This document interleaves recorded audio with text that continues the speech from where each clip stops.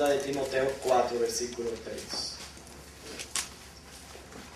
Dice, porque vendrá tiempo cuando no sufrirán la sana doctrina, sino que teniendo comezón de oír, se amontonarán maestros conforme a sus propias concupiscencias. Y dice el 4, y apartarán de la verdad el oído y se volverán a las fábulas. Vendrán estos tiempos, estoy seguro que estamos ya en estos tiempos donde nos rodean todas estas cosas. Hermano, lo que vamos a hacer en esta noche, que yo voy a hacer un pequeño resumen del video que ya vimos. Ahora es bien importante que si usted escucha algo que usted no entiende, que no está claro, usted lo apunte para cuando terminemos, usted haga su pregunta. Siempre vamos a tener algo que comentar y decir. Inclusive pueden ser también afirmaciones de lo que hemos acabado de leer. A veces es bueno las afirmaciones porque eso, al repetirse las ideas, esas se van fortaleciendo más en nuestra mente.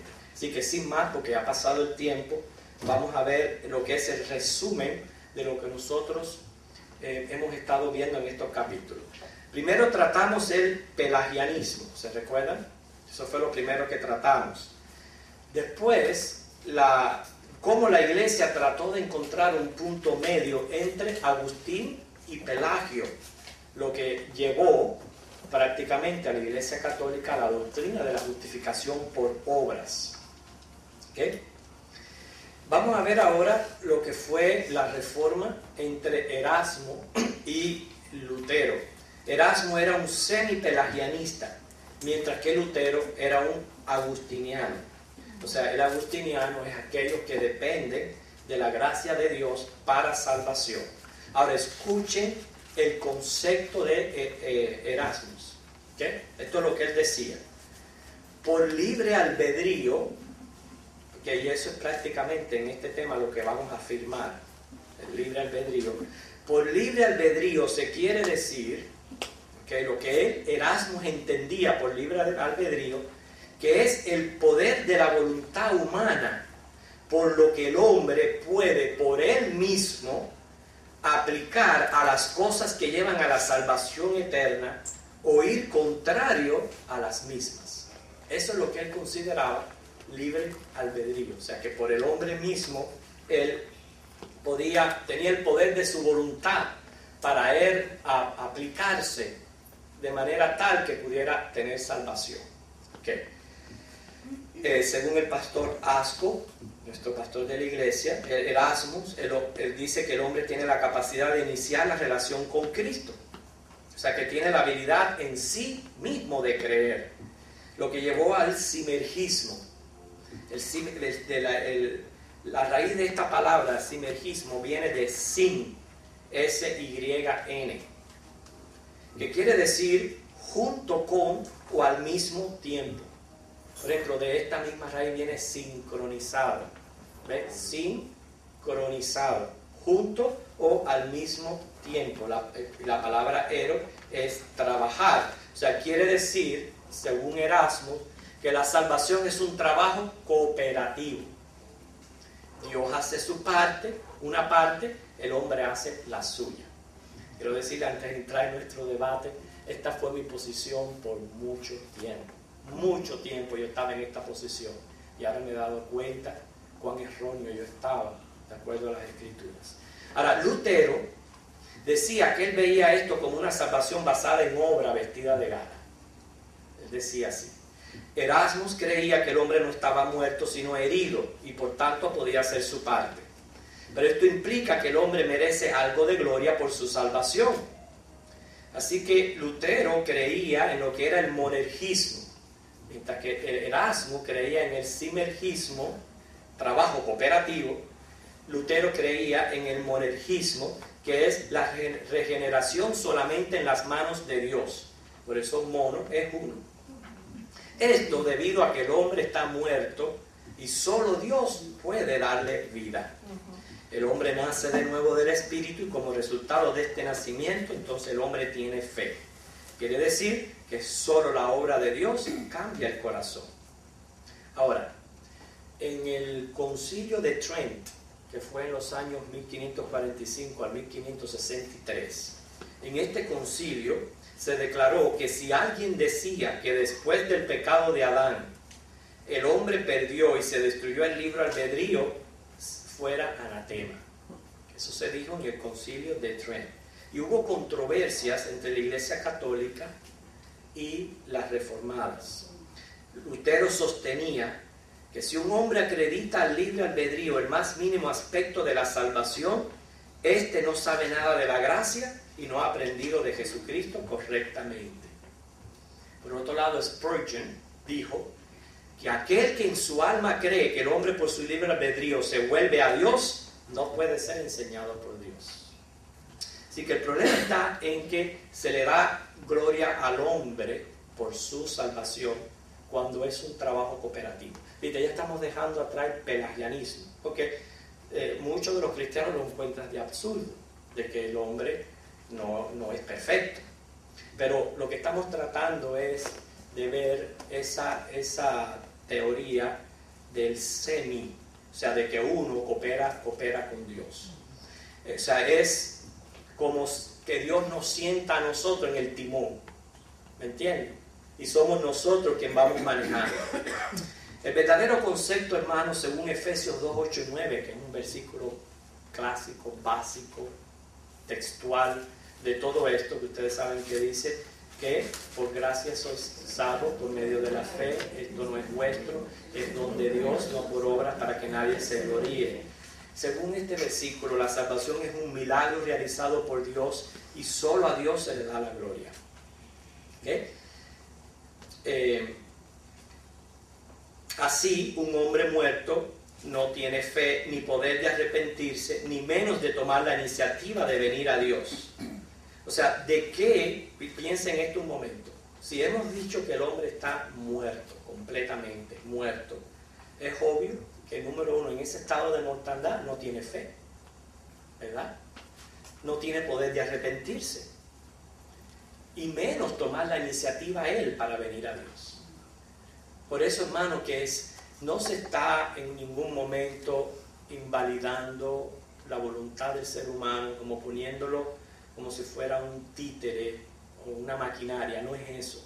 Es que para que el hombre pueda actuar, o sea, ejercer fe, arrepentirse y venir a Cristo, porque tiene que venir a Cristo, primero tiene que nacer. Pero lo malo de la otra teoría es que pone al hombre a actuar antes del nacimiento. O sea, que actúa y después nace. Y no es así. Tiene que nacer por Dios y después es que puede reaccionar porque tiene vida. O sea, ¿de qué le vale a un hombre muerto un pomo de medicina? ¿Le vale de algo? ¿De qué le vale a una persona muerta que tú le digas, aquí está la sangre de Cristo? Y nosotros lo hemos comprobado muchas veces con nuestros seres queridos. Le hablamos y le hablamos y le hablamos. No es el efecto del poder de la palabra, no es que tú has fallado como predicador, es que la persona no tiene vida. Y si no tiene vida, ¿de qué le vale que le estés brindando la medicina? ¿Ok? Así que primero, y este ya es nuestros conceptos doctrinales, esto es la posición donde tenemos que estar, que primero Dios regenera, el hombre nace de nuevo, y una vez que nace, cree, se arrepiente y viene voluntariamente a Cristo. ¿Ok? Viene voluntariamente a Cristo, pero después de nacer. Ahora, debido a la influencia humanista, el cristianismo moderno ve el agustinianismo, o sea, a Lutero, o el calvinismo, como algo extraño, erróneo, increíble. Personas inclusive han dicho que es hasta herético. ¿Okay? O sea, a pesar que la historia está llena de gigantes que defendieron la soberanía de Dios, hoy, tanto protestantes como católicos, lo que están es abrazando el semi-pelagianismo. Y eso es lo que nosotros tenemos que cuidarnos, porque la mayoría de las iglesias protestantes abrazan este punto de vista. ¿Okay? El protestante no tan abiertamente como el católico, porque el protestante cree que la justificación es por medio de la fe, mientras que ustedes saben que el católico cree que es por medio de las obras. Pero al creerse que esa fe y poder manan de la capacidad humana, aunque usted no lo diga, está implicando obra humana. Piense para que usted vea si no es así. ¿Ok? Ahora, si uno acepta, como dicen las Escrituras, que el hombre está muerto y que necesita vida, entonces todo lo que se hace una vez vivo, como dice el versículo de Efesios, no es vuestro, pues es don de Dios, no para que nadie se gloríe. ¿Okay? Muchos defensores de la fe, o sea, grandes hombres, y el video mencionó los nombres de muchos de los grandes hombres que mantuvieron su fe de esta manera. ¿Okay? Entonces, ¿cómo surgió la controversia arminiana calvinista? ¿Okay? ¿Cómo fue que surgió? Según crecía el abismo entre la Iglesia Católica y las Reformadas, se trataba de buscar el comprometer ambas posiciones. El próximo ciclo de falsas enseñanzas surgió del protestantismo y nació en Netherlands. ¿Okay? Su promotor fue James, que para nosotros es Santiago, Arminio. O sea, James Arminio fue el que promovió, el promotor del arminianismo, y fue Nostradamus. Fue profesor de seminario desde el 603 al 609, 6 años. Dice que después de esto murió. Este hombre rechazó las enseñanzas reformistas y adoptó una postura semi-pelagianista. En el 1610, sus seguidores formularon 5 artículos de fe basados en sus enseñanzas. Le llamaron simplemente protesta, así le llamaron. En noviembre del 1618 se realizó un concilio en la ciudad de Dort para examinar estos artículos. De este concilio participaron 84 miembros, 18 comisionados, se realizaron 150 sesiones y como resultado rechazaron estos 5 puntos arminianos. Para atacar el arminianismo, ellos formaron lo que se conoce en inglés como tulip, que es, en español es tulipán. Si fuéramos, como cada palabra del tulip representa un punto doctrinal, tendríamos que nosotros en español buscar 3 más para poder cubrir la letra. Pero tulip, que es tulipán, cada letra de las 5 letras representan un punto doctrinal que este concilio atacó contra el arminianismo. ¿Okay? Según el doctor Packer en su libro Knowing God, estos son los 5 artículos de fe arminiana. Y cuando lo digamos, usted va a decir, ¿verdad que eso era lo que yo creía? ¿O verdad que en esa posición yo estaba? Y hermano, yo soy sincero, yo lo digo, muchos años yo estuve en esa posición. Por muchos años, la manera en que yo concebía la soberanía de Dios era dentro de su omnisciencia. Yo siempre decía, no, porque Dios en su omnisciencia conoce los que lo van a aceptar. Y él siempre, este era mi puesto, hasta que Dios, le doy gracias a Dios, que iluminó mis ojos. Y hoy puedo yo ver que estaba en un error y puedo con gratitud seguir el tiempo que me resta de mi vida, pues enseñando lo que es la sana doctrina de las Escrituras. Pero estos fueron los 5 puntos principales que ellos presentaron. Fíjense, el hombre no está completamente corrupto en pecado. Y yo siempre decía, también aún en mis predicaciones, que el hombre lo que está es distorsionado. Así yo decía.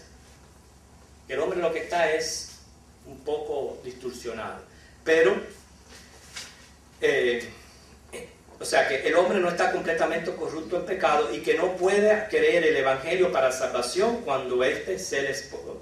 De manera que no puede creer el Evangelio para salvación cuando éste se les pone. Ahora, el hombre, segundo punto, nunca es completamente controlado por Dios que no pueda rechazar la gracia de Dios. Ese es el otro punto. Número 1, que no está tan corrupto como para que él no pueda rechazar el Evangelio. Número 2, que él puede resistir la gracia. O sea, que Dios no está en control del ser humano. Últimamente, cada ser humano está en control de sí mismo. Y por eso la gracia puede ser resistible. ¿Okay? Tercero, la elección es el resultado de Dios. Tienen que mencionar esto porque esto es bíblico. Si ellos no mencionan la elección, entonces, ¿cómo pueden explicar todos los conceptos de elección y escogido que hay en la Biblia? Pero es la manera de ver las cosas. Por ejemplo, dependiendo de donde usted esté parado, usted va a observar y a mirar. Si yo me paro aquí, lo único que estoy yo viendo es esta pared. No veo más nada. Si yo me paro aquí, yo los estoy viendo a todos ustedes. No estoy viendo la pared. Pero si yo me voy para aquella esquina y me pongo bien en la esquina, yo voy a poder observar todo lo que hay en el cuarto. Tanto esta pared como ustedes.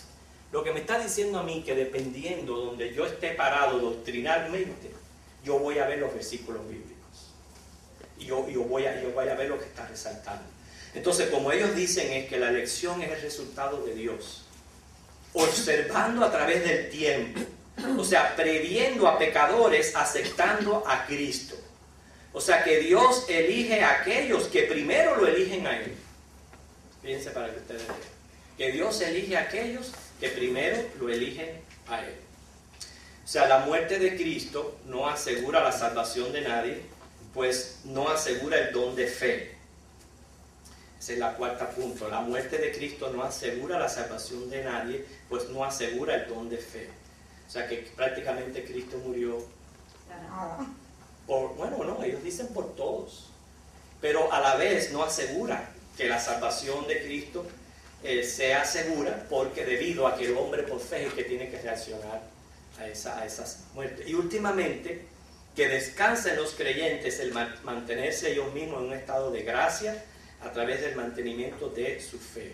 Y aquellos que fallan en esto se extravían y se pierden.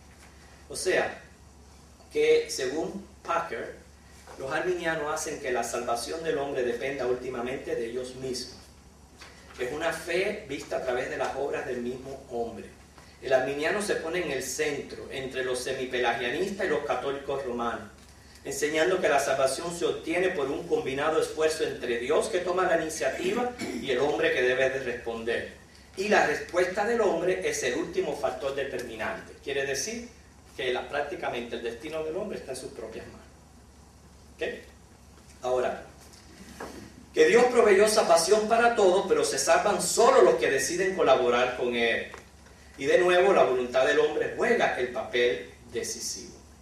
Ahora, los 5 puntos del calvinismo, que son los que vamos a ver en los próximos videos, uno por uno, que porque son interesantes de este estudio, que toma cada punto con sus versículos bíblicos y bien los explica, ¿okay? Porque lo que estamos viendo ahora en estos videos prácticamente introduciéndonos a lo que es la doctrina en sí. Pero en los videos próximos vamos a ver cada una de estas letras de lo que es el tulip. La T es total depravación, ¿okay? Y es en respuesta al punto de vista arminiano sobre el libre albedrío. La U es elección incondicional, en respuesta a la elección condicional. La L es en respuesta a la expiación limitada. Perdón, es la expiación limitada, en respuesta a la expiación general o universal. ¿Entendieron eso? La L es expiación limitada, en respuesta a la expiación general universal. La I es gracia irresistible, en respuesta a la gracia irresistible. Y la P es la perseverancia de los santos, en respuesta a la posibilidad de perder la salvación. Ahora, voy a brincar una parte del video para ya entrar en el debate. ¿Existe o no el libre albedrío para los reformistas? Okay. El doctor Kennedy lo explicó. Y él dice sí, pero noten esto. Lo que yo quiero que ustedes entiendan es que lo que se está tratando aquí cuando se dice libre albedrío es lo que tiene que ver en nuestra relación con Dios, ¿okay? En nuestra manera de accionar hacia Dios. En eso de accionar hacia Dios, en eso estamos muertos, a menos que seamos regenerados. Pero eso no quiere decir que el hombre, como él mismo Kennedy explicaba, hoy diga, hoy mira, yo me puse esta corbata que digo que parece taxi de Nueva York. Yo me puse esta corbata, eso fue mi decisión esta mañana. ¿Ok? Yo ejercí mi voluntad. ¿Ok? Yo ejercí y escogí esta corbata. Y ustedes escogieron la ropa que se pusieron. O ustedes escogen, en vez de ir por esta calle, ir por aquella. O las damas de casa van al supermercado y dicen, ok, voy a ver qué voy a cocinar hoy. Y en la vida estamos continuamente tomando decisiones y ejerciendo nuestra voluntad. Ahora, en relación a Dios, a responderle a Dios de manera tal que yo pueda hacer las cosas perfectas para yo ser salvo, no puedo. ¿Entienden ahora la diferencia que hay? Por eso es que sea que se llame libre albedrío o voluntad, claro que existe tanto en regenerados como en no regenerados, pero el libre albedrío con relación a Dios se perdió el día que Adán y Eva pecaron. Ellos sí tenían libre albedrío, en el sentido que ellos inclusive lo hicieron por un tiempo, se mantuvieron en santidad. Es decir, tenían el potencial de mantenerse sin pecar. Pero eso se perdió cuando pecaron. Ya después de eso no ha nacido un ser humano con una capacidad, una voluntad perfecta, de manera tal que no peque. Y que por tanto, como no peque, no necesite a Cristo. Eso no existe desde que Adán y Eva pecaron. Sí lo tuvieron ellos, eso fue para ellos nada más. Pero a la vez que ellos la perdieron, lo perdimos todo. Entonces lo que está pasando con nosotros ahora es que nuestra voluntad, nuestro libre albedrío está prácticamente entre dos luchas. Porque como hemos sido regenerados, entonces estamos vivos, pero a la vez todavía estamos en la carne. Y es por eso que muchas veces de nuestras voluntades, a veces se tiran al mal, otras veces se tiran al bien. Y vamos a tener esas luchas hasta el día que recibamos un nuevo cuerpo. Cuando recibamos un nuevo cuerpo, entonces la voluntad nuestra va a ser solamente para hacer el bien. Fíjense, diferente a la de Adán y Eva.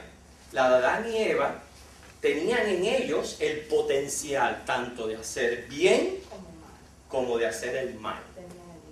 ¿Ok? Libre albedrío.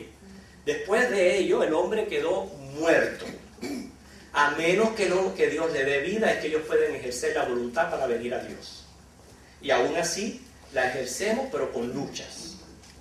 Cuando recibamos el cuerpo de gloria, entonces ya nuestra voluntad no va a ser como la de Adán y Eva. ¿En qué sentido? En que no vamos a tener potencial de hacer el mal. Eso lo tuvo Adán y Eva. Pero cuando tengamos cuerpos gloriosos, no vamos a tener voluntad para hacer el mal, sino solamente para hacer el bien. Entonces, prácticamente el hombre ha ejercido o ejercerá tres voluntades o diferentes voluntades. No podemos nosotros adaptar para nosotros, basar una doctrina en lo que le sucedió a Adán y Eva, porque ellos fueron diferentes en ese aspecto. Lo que ellos vivieron no lo hemos vivido nosotros. Y lo que viviremos en el futuro no lo van a vivir todos los hombres. ¿Ok? ¿Entienden? Ok, entonces, pregunta.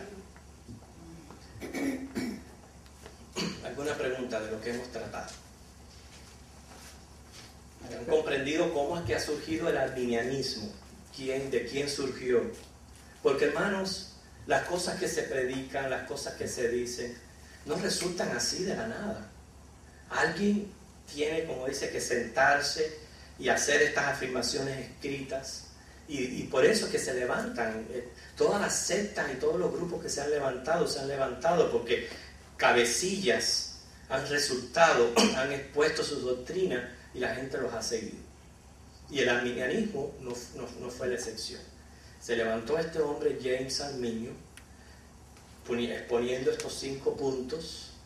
Y lo increíble es que ha sido la doctrina que el protestantismo ha abrazado, en la que hemos estado involucrados muchos de nosotros, en muchas de las iglesias.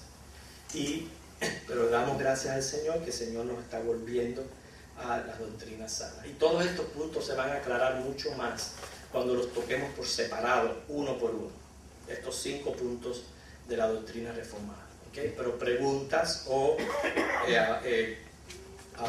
puntos afirmativos de lo que hemos estudiado, hermano Will. Sí, hay muchas personas que aún en la actualidad no pueden reconciliar la idea, el concepto de estar muerto.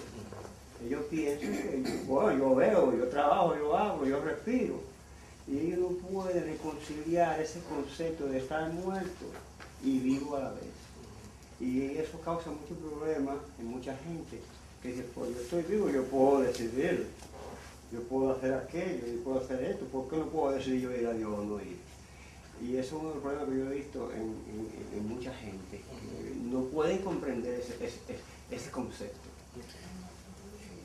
Pastor, ¿cuándo es que una persona entonces nace de nuevo? ¿En el momento que uno le predica la palabra y acepta, o nació de nuevo antes de que yo le predique la palabra, ya él nació? Y cuando... Hermana, sí, cuando usted le predica, que inclusive la predicación de la palabra, fíjense lo que le digo, y hasta una respuesta afirmativa de esa persona no es garantía de salvación. Usted le está predicando la palabra, usted está cumpliendo con la gran comisión, pero eso es un trabajo que el mismo Señor, para ilustrarlo, lo pone con un sembrador, que dice que el sembrador tira la semilla y no sabe cómo van a hacer esa semilla. Y usted sabe bien, usted está familiarizada con esa parábola, de que hay semillas hasta que nacen, pero no es señal de que son salvos, porque mueren, por esto, por lo otro, terminan muriendo. O sea, solamente hay una semilla que cae en un terreno bueno. Entonces, la idea del terreno bueno es ya alguien que el Señor lo ha regenerado. Y entonces, está listo en ese toque del Señor que le ha dado vida para recibir la palabra y tener la fe para creerla y para arrepentirse, y entonces muestra la vida, el cambio de vida.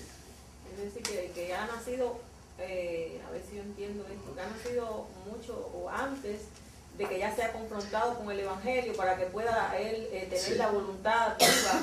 Es lo que yo le estoy diciendo. Así es, así es. Entender esto. Él nació antes de que él decida ya... Mire, por ejemplo, yo nazco, el Señor me hace nacer de nuevo, ¿okay? Yo he renacido de nuevo. Al yo nacer, el Señor me va a exponer a su Evangelio, porque es que yo no puedo ser salvo sin haber sido puesto al Evangelio de Cristo. Entonces, una vez que yo escucho el Evangelio, como tengo vida, tengo fe y tengo el poder de arrepentir. Por eso nació antes ya de ser expuesto. Eso es lo que digo. Nació antes de ser expuesto al Evangelio. Exacto. La idea, él mismo no se diera claro, cuenta no puede. No, eso es un trabajo de Dios. Fíjense que también cuando Jesús le habla a Nicodemo, Él le dice, tienes que nacer de nuevo, y esto es como el viento. Nadie sabe ni cuándo viene ni a dónde va, porque se nace del Espíritu. Es un trabajo del Espíritu de Dios. Ahora, la idea errónea es creer de que uno tiene que predicarle, vamos a suponer a un Helio, yo le tengo que predicar, y después que yo le predique, él, por él mismo, acepta a Cristo, recibe el Evangelio, y entonces nace de nuevo. Porque entonces ya viene a ser una obra de Onelio, no viene a ser una obra de Dios. Pero si Dios lo hace nacer de nuevo a él, y entonces es Dios que lo trae, porque por eso dice el Señor los trae a Cristo. Son los que Él trae. Los que vienen es porque son traídos por Dios. Cuando el Señor lo trae y se le enfrenta con el Evangelio, Él tiene la fe y el poder porque Dios le dio vida. ¿Entiende la idea? A ver, Gilis. Casi siempre renacer puede pasar antes de uno hablar con la persona, antes de haberse puesto el Evangelio, puede la persona renacer. Si la persona no nace, el Evangelio, el escuchar el Evangelio no lo va a hacer nacer, es Dios, el Espíritu de Dios. Y entonces la voz del Evangelio lo lleva a Jesucristo. ¿Entiendes? Pero para que él pueda recibir positivamente ese Evangelio, tiene que haber nacido, tiene que tener ya el terreno, la buena tierra. Es la idea de que está en la semilla, la buena tierra de la palabra, y recibe el Evangelio. ¿Ok? No es, fíjense, no me malinterpreten lo que estoy diciendo, no es que el hombre nace de nuevo, Dios lo hace nacer de nuevo, y aunque no se exponga al evangelio, es salvo. No, eso es un no del tamaño de este cuarto. No, porque entonces no tiene sentido la predicación. No, por eso. Es un no bien grande. Pero para él poder recibir el evangelio predicado, tiene que haber nacido de nuevo.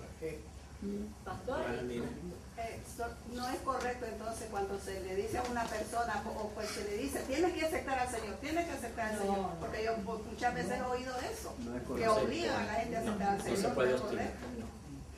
Por eso es que hay tanta gente, millonadas en el mundo entero, que hoy en día, después de 40 años, están derrotados y están confundidos y tristes y no sienten el gozo y la salvación en sí. No hay santidad y no hay ese afecto por las cosas de Dios. Porque le dijeron, tienes que aceptar a Cristo. Y lo alaban con la oreja y lo pasaban al frente. Ya tú eres mi hermano, de ahora para la eternidad. Ya tú eres el heredero de la vida. Y no es así. Forzar a la gente es muy peligroso. Por eso el mundo cristiano está tan mal hoy en día. Porque han habido muchos cristianos que han sido arrastrados a la brava. Perdón que lo diga, pero... Yolanda.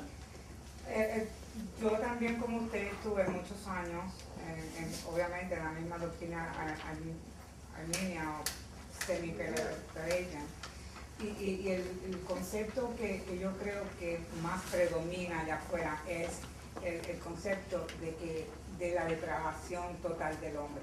Y el problema de que el ser humano, aunque uno no piense, somos egocentristas. Y si uno sabe cuán mal estado está el hombre, en cuál estado de muerte está, yo creo que en ese punto, si uno le deja saber lo bíblico, ¿okay?, de la muerte del hombre, los demás puntos son más o menos más fácil de entender, porque el problema yo creo que está en el entendimiento de que el hombre sí puede aceptar, que el hombre sí está en capacidad. Y otro punto de que yo veo es de que cuando uno habla del calvinismo, las personas allá afuera que no son de la reformación, vaya, como decir, el camino es como mental a la madre, porque no saben realmente qué pasó en la reformación. Entonces ya yo dejé de mencionar a Calvino y me voy directamente para San Agustín, porque hasta los católicos lo quieren, ¿me entiendes? Pero al fin y al cabo, Calvino y Agustín llevan la misma. entonces lo que yo veo es que el problema de la falsa doctrina que hay afuera es del mismo cristiano, por la simple razón que nosotros nos acomodamos a escuchar lo que es otro día en vez de indagar la palabra, porque no nos gusta lo que dice, o porque a lo mejor, tú sabes, no la comprendemos y no queremos. Y después, cuando la tenemos la verdad, no queremos discutir para no ofender a otro. Le voy a poner un caso también a la pregunta de la hermana Rosa que es muy interesante. Por ejemplo,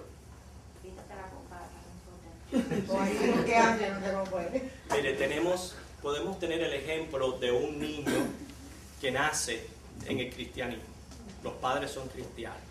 Y son niños que desde que están en la cuna están oyendo evangelio. Fíjense, están oyendo evangelio. Están expuestos al evangelio. Pero ¿sabe qué? Están muertos. A pesar de que han sido expuestos al evangelio, están muertos hasta que Dios los toque. Cuando Dios los hace nacer de nuevo, entonces ellos abren los ojos y dicen, pero ¿cómo es posible? Todo lo que yo he venido escuchando ahora recobra vida. Y ahora es que es importante y que es atractivo. Y hay un cambio. A pesar de que es la misma persona que ha sido expuesta a la predicación del evangelio, sin embargo, no puede reaccionar, se mantiene muerta a ese evangelio hasta que no es tocado por el Señor. Pastor, usted puede leer Juan 3 del 16 al 18, porque ahí como que da como si fuera como entender que el mismo hombre es el que se condena. Porque yo entiendo lo que usted dice, que la parte que usted dice es lo que conlleva la responsabilidad del ser humano, que es otro tema que nosotros tenemos que tratar, donde el ser humano es responsable y por eso que va a juicio. Pero aunque es responsable, él no puede. Es algo que es un misterio inexplicable. Dice, inexplicable, el coger la soberanía de Dios y la responsabilidad del hombre y llevarlas a la mano. Es una cosa inexplicable. O sea, es una cosa que yo pudiera decirle, ambos grupos están desde la Biblia destinados, dice la palabra de Dios, igual que usted me señala está Pedro donde dice, ellos fueron destinados al castigo eterno. ¿Cómo es que una persona ya destinada al castigo eterno, luego se le pide, se le demanda responsabilidad por eso? No hay un ser humano que le pueda explicar eso. Mas sin embargo es bíblico, no lo podemos negar. Pero en el mismo, exactamente por los versículos que ella dice. En Juan 3:16 dice que de tal manera amó Dios al mundo que ha dado a su Hijo unigénito para que todo aquel que en Él cree, no dice para todos los que fueron escogidos, sino para todo aquel que en Él cree, no se pierda, mas tenga vida eterna. Porque no envió Dios al mundo, no envió Dios a su Hijo al mundo para condenar al mundo, sino para que el mundo sea salvo por él. El que en él cree, aquí parece como si el hombre tuviera su responsabilidad. No es condenado. Pero él no puede creer, ya se condenó el mismo. pero él no puede creer si el Señor no lo toca primero. Porque miren, entonces cómo se explica Juan 6:44. Ninguno puede venir a mí si el Padre que me envió no le trajere, y yo le resucitaré en el día postrero. ¿Ven? Y también otra cosa es que ese todo, hay que tener cuidado con ese todo, porque no Sí. todos los todos de la Biblia involucran el mundo entero, si no todo el mundo fuera salvo. Hitler, Fidel Castro, todos niños y ancianos que hagan la vida en el mundo, fueron un universalismo terrible. Precisamente lo interesante de estos videos es que vamos en uno de los estudios a ver el concepto de cuando la Biblia menciona todo el mundo, lo que implica esa palabra. No es nuestra mentalidad cuando decimos, oye, la verdad que todo el mundo está enfermo. Cuando nosotros decimos todo el mundo está enfermo, implica que toda criatura, todo ser humano en el mundo entero está enfermo. No. Es una frase universal, una hipérbole para abarcar una gran área de personas. Puede ser todo aquel que en él cree, lo que se está refiriendo, para no sacarlo del contexto de las Escrituras, es todo el escogido, todo el que el Señor lo trae a él. Ese es el que en él cree será salvo. ¿Entiendes? A ver, Gilis, vamos a dar la oportunidad. Pastor, entonces, si una persona es regenerada y viene a Cristo, ¿es salva la persona? Sí. Sin haberle expuesto el evangelio. No. Por eso yo te digo, el evangelio tiene que ser expuesto al Porque aunque evangelio. esté regenerada y no aceptó a Cristo, no. Exacto. no Por eso yo siempre he dicho, no es que la persona, el hecho de ser escogida, significa que va a ser salva fuera de Cristo. No. Tiene que ser salva a través del evangelio de Cristo. Lo que estamos hablando aquí es el estado del hombre para poder recibir ese evangelio. Que para poderlo recibirlo y responder positivamente, tiene que nacer de nuevo. ¿Entiendes? No es que después que del evangelio nace. Porque si fuera así, ¿cuántos no se exponen el evangelio una y otra vez? Sin embargo, siguen en su vida. Porque es voluntad de Dios que cuando Dios quiera, Él nos toca. O sea, el punto de la predicación es más bien como que cuando la persona va a predicar es esperando a que la persona que uno le esté predicando ya ha sido regenerada para aceptar el evangelio de Cristo. Lo cual nosotros no lo sabemos. Por eso no lo sabemos. Porque es obra de Dios. Eso es algo que pertenece a Dios, un misterio que pertenece quién y cuándo. Eso solamente lo puede decir Dios. Yo siempre les he dicho a ustedes, nosotros tenemos que predicar el evangelio a todo el mundo porque nadie lleva en la frente una E de escogidos. Hay que predicarle a todo el mundo. Pero estamos hablando aquí, estamos viendo más bien cómo opera Dios y por qué esto es de tanta importancia. Porque la gloria de Dios es la que se está poniendo en juego. ¿Entiendes? Porque ya es como decía lo que acabamos de decir, si es el hombre el que por su decisión viene a Cristo, entonces Él está en el timón. Él está en control. Entonces, ¿dónde está la soberanía de Dios? ¿Está sentado al lado? No. Dios es el que está en el timón. Y porque Él elige y Él escoge, Él es el que hace nacer de nuevo. ¿Qué otro comentario? Hermana Mercedes, la pregunta es del que nace de nuevo para ser salvo. La pregunta mía es, por ejemplo, una persona que escucha el Evangelio, tiene que venir a la iglesia o leer algún día la Biblia. Bueno, pero venir a la iglesia que lo están invitando para oír la predicación de la palabra o leer la Biblia. Encendió el radio. O sea, que tiene que estar en la palabra para poco a poco ir naciendo para poder después ser salvo. Los medios que Dios usa para traer a esa persona al conocimiento del Evangelio son... No, yo sé, pero yo me baso en la palabra. Sí, yo me refiero, esos son ejemplos de cómo esa persona se expone al Evangelio. Y uno de ellos es venir a la iglesia. Muchos han venido al Evangelio por venir a la iglesia. Esa no es mi pregunta. Mi pregunta es que tiene que exponerse al Evangelio de una manera o de otra. Sí. O leer la Biblia por casualidad, que la tenga ahí, que se la regalen, o venir a la iglesia por invitación y que oiga la palabra. El caso es que él tiene que exponerse. Bueno, dice la Biblia. Primeramente el Evangelio está muerto, pero él va escuchando algo. Entonces, la fe viene por el oír y el oír la palabra. Por eso, entonces el que nunca se expone, ese no está escogido. Claro. Por supuesto. No, eso no lo podemos decir nosotros porque... se pone y se muere, sí, por supuesto. Sí, exactamente. Se muere, entonces claro. El caso es que sí tiene que escuchar el Evangelio. Ahora, no puede reaccionar al Evangelio a menos que ya esté nacido de nuevo, ya esté tocado, ya esté regenerado. Por ejemplo, yo tengo un caso de mi yerno. Él ha ido a la iglesia y ha requerido, o sea que ha escuchado la palabra bastante, y él nunca ha aceptado a Cristo. Hasta que el Señor lo toque. Puede ser el día de su muerte, antes de morirse, puede ser el día que el Señor lo toque. Pero también puede ser que no está escogido, entonces no puede ser salvo. Claro. Pero eso no lo sabemos. Yo creo que estamos claros. Estamos claros. Sí, exactamente. Sí. Pero también existe el caso que le predican a uno y uno no está, y el Señor no ha preparado uno todavía. Por eso, tiene que estar ¿Qué me pasó a mí? Que a mí me predicaron cuando yo tenía 18 años. Y yo me entró por aquí y me salió por allá. No era el tiempo. No era el tiempo. Y por una canción, como el hermano Roberto me ha dicho, por una canción. Sí, porque no sabe, como dice el patrón, los medios. Sí. Los medios, pues el Señor utiliza. Sabe muy bien en la mente cómo personas muertas que no conozco, que han sido muertas, cómo ellas mismas entran a la iglesia y nunca son salvas y vinieron buscando como que de Dios sin ser salvas. Pero es que usted no entiende, la mortandad no implica el tú venir a un templo. Tú puedes venir a un templo y estás muerto. Pueden buscar de Dios. No es que no están buscando de Dios. Como digo yo, están haciendo grupo, hermano. Han venido, y vienen. No, quién sabe por la razón que hayan venido. Dice que han gustado del Evangelio. Sí, se han bautizado y todo. Si hebreo lo estudiamos en hebreo, se recuerda. Pero sin embargo, es lo que me explica a mí el hecho de tú hacer las cosas que hacen los cristianos. No indica de que tú eres salvo y escogido. Hermana, precisamente es exactamente lo que usted me está diciendo, está en los 4 tipos de semillas y terreno.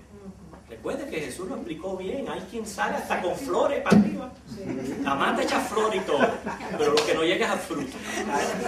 Sí, la mata llega a tener flores, pero no llega al fruto, porque no ha sido escogido.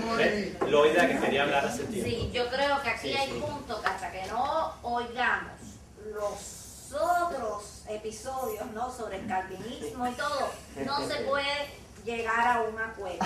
Eso es número 1. Número 2, acuérdense que la Biblia tiene parte, como es el Salmo 139, donde dice que aún el embrión no cae en la matriz de la madre y ya Dios los escogió. Y este es un tema que va muy relacionado a lo que ya el pastor estudió en la escuela dominical de la predestinación. Sí. Que existe la predestinación de Dios. Pero yo creo que más nunca vamos a llegar a un punto hasta que no pasemos a los demás episodios. Yo pienso que lo más importante, porque tenemos que ir avanzando poco a poco y preparándonos para cuando tratemos estos 5 puntos uno por uno, lo más importante es entender en qué posición se encuentra el hombre y definirnos. Cuando la Biblia dice que el hombre está muerto, ¿qué puede hacer un muerto?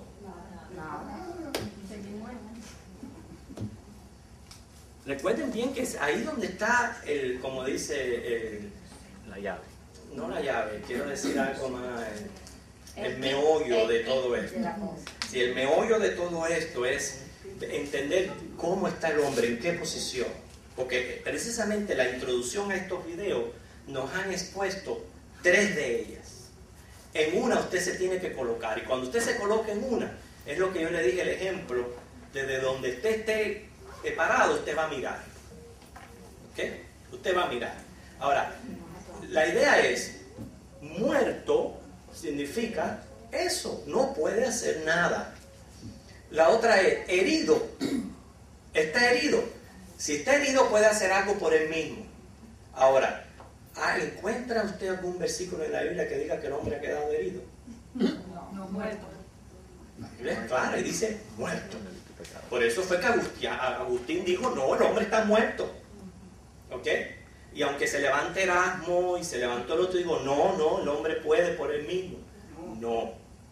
Entonces, la idea es que para poder nosotros hacer cualquier cosa en términos espirituales, Dios nos tiene que dar vida. Yolanda. Un último punto, y creo que el video lo trató, pero es como cuando nace un bebé. El bebé no puede nacer solo, no puede hacer nada para nacer. ¿Sabe? Viene al mundo, pero no puede nacer solito. ¿Okay? Tiene una dependencia. Nosotros para nacer tenemos una dependencia en Dios. No podemos nacer de nosotros mismos. Dependemos. Igual que un niño depende de nosotros, nosotros dependemos de Dios para poder nacer. Nadie puede nacer solo. Exactamente. Fíjense, en el capítulo de Juan 3, que mi hermana estaba mencionando, ¿okay? ¿Tienen todo Juan 3? Dice.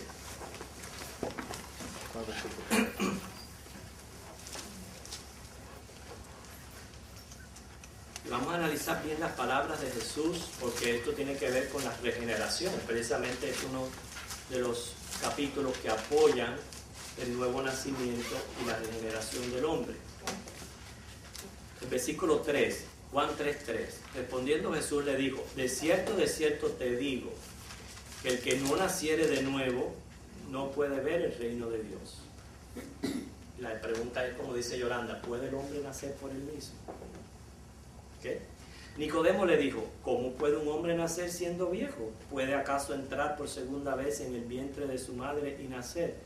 Aunque él le hizo esta pregunta, lo cual un poco extraña, porque él sabe muy bien que un adulto no puede hacer eso. Pero ni un adulto, y como dice Yolanda, ni tampoco un bebé. Un bebé no simplemente dice, pues yo decido nacer. No. ¿Okay? No puede, un bebé no puede. El bebé tiene que ser ¿qué? Engendrado. Y es engendrado por voluntad humana. ¿Okay? Es engendrado por la voluntad humana. Entonces dice el 5, respondiendo Jesús, de cierto te digo que el que no naciere de agua y del Espíritu no puede entrar en el reino de Dios. Lo que es nacido de la carne, carne es. Lo que es nacido del Espíritu, Espíritu es. Hay que nacer espiritualmente. El hombre está vivo en carne. ¿Okay? Está vivo en carne. Y vivo en carne ejerce su voluntad y sus funciones como hombre vivo en carne. Pero espiritualmente está muerto. Y como espiritualmente está muerto, es que carece de deseos por Dios. No te maravilles de que te dije, os es necesario nacer de nuevo. El viento sopla de donde quiere y oye su sonido, mas ni sabes de dónde viene ni a dónde va. Así es todo aquel que es nacido del Espíritu. ¿Sabes lo que el Señor le está diciendo aquí, respondiéndole a Nicodemo? No trates de responder cómo es que un hombre nace, porque de igual manera que tú no puedes explicar los caminos del viento, esto no se puede explicar. En otras palabras, cómo Dios obra en la vida de un ser humano, en el que Él quiere y cuando Él quiere, no se puede explicar. Y Dios tampoco tiene un patrón para todo el mundo igual que podamos seguir. Por ejemplo, en los mismos casos que me presenta la hermana Rosa, puede ser que mucha de esa gente que están llegando a la iglesia es porque ya el Señor les está trayendo al Evangelio. Todo eso es obra del Señor.